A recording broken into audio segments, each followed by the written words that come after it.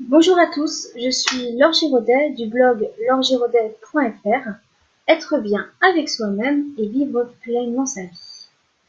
Aujourd'hui, j'ai décidé de réaliser ma première vidéo. Et je suis ravie de partager avec vous cette première vidéo.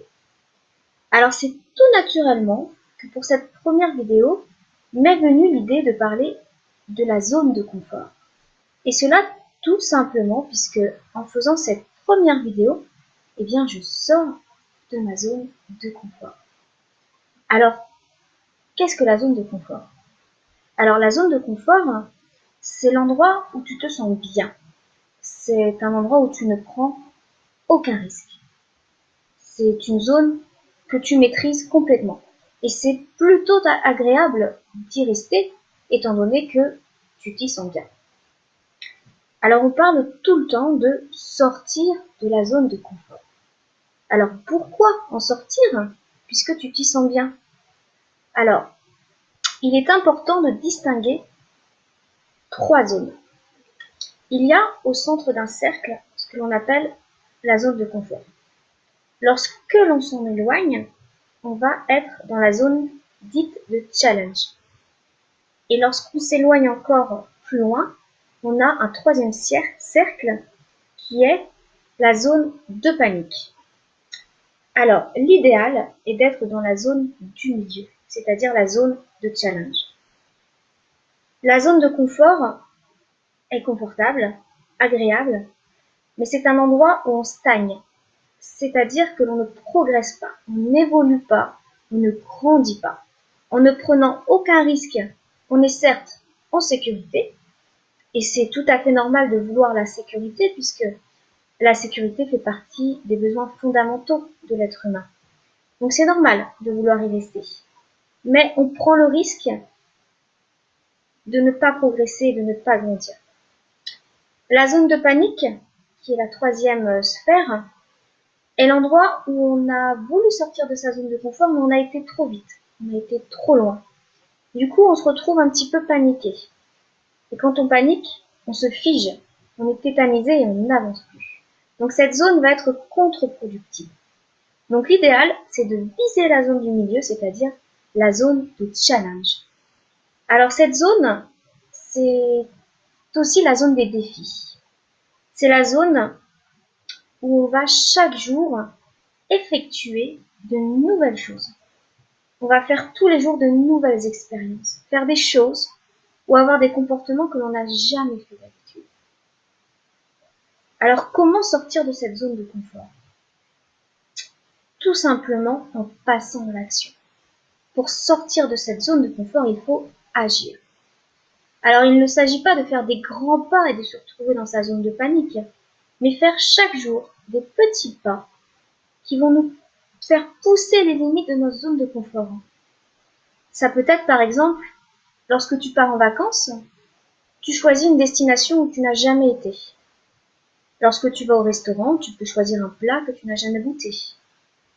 Lorsque tu vas à un séminaire ou à une soirée, tu vas choisir d'aller discuter avec des personnes avec lesquelles tu n'aurais jamais osé parler avant.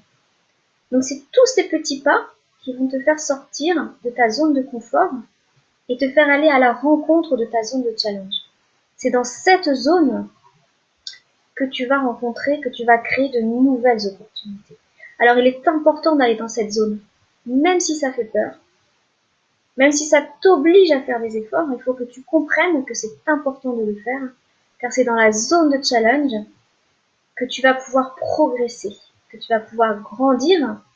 C'est dans cette zone en fait que va se trouver finalement le bonheur. Donc il est important chaque jour, en allant à ton rythme, en t'écoutant, il est important de quitter ta zone de confort. Il ne faut pas voir la zone de confort comme une finalité. En fait, c'est un palier.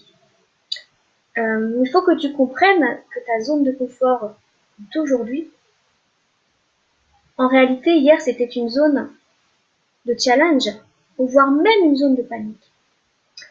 Et que la zone de challenge que tu as aujourd'hui, et même la zone de panique, sera demain ou après-demain, ce seront tes zones de confort.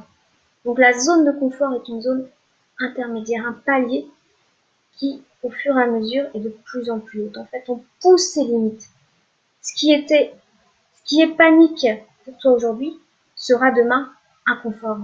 Et au fur et à mesure, tu pourras aller de plus en plus haut, de plus en plus loin. Et c'est dans cette zone que tu pourras donner le meilleur de toi-même. En réalisant chaque jour des défis, tu vas aussi comprendre que tu peux y arriver finalement et que tes peurs, c'était toi qui les avais fixées et que tu es capable de tout cela. Donc tu vas renforcer ton estime de toi et renforcer ta confiance en toi. Donc ça donne plutôt envie de la quitter, cette zone de confort finalement, avec tous les avantages qu'elle peut nous offrir quand on la quitte. Il faut aussi que tu ne te compares pas à ton voisin. N'essaye pas de faire la même chose que lui, puisqu'une zone de confort pour ton voisin peut être une zone de panique pour toi. Si tu as peur du vide et que tu veux lutter contre cette peur, il n'est pas conseillé de faire un saut à l'élastique dès demain. Il faut que tu y ailles par étapes. Sinon, tu vas te figer et là, ça ne sera pas du tout efficace. Donc à partir d'aujourd'hui, je t'invite à définir quelle est la zone de challenge que tu veux atteindre. Dans quel domaine de ta vie tu veux quitter ta zone de confort et tu veux progresser. Ça peut être dans le sport, dans l'alimentation, dans tes relations. Choisis un domaine où tu sens qu'aujourd'hui la zone de confort n'est pas vraiment confortable et que tu ressens vraiment de la frustration, de l'ennui. Un domaine où tu veux progresser. Choisis un défi qui va te faire aller dès aujourd'hui dans la zone de challenge. Fais ce défi et réfléchis ensuite, enfin ne réfléchis pas, mais écoute les émotions que tu ressens quand tu as réalisé ce défi. Et tu verras que finalement, au départ, il y avait peut-être un peu de peur, un peu d'angoisse, et que finalement, il va y avoir que du positif une fois que tu auras atteint cette zone. Donc je t'invite à le faire dès aujourd'hui.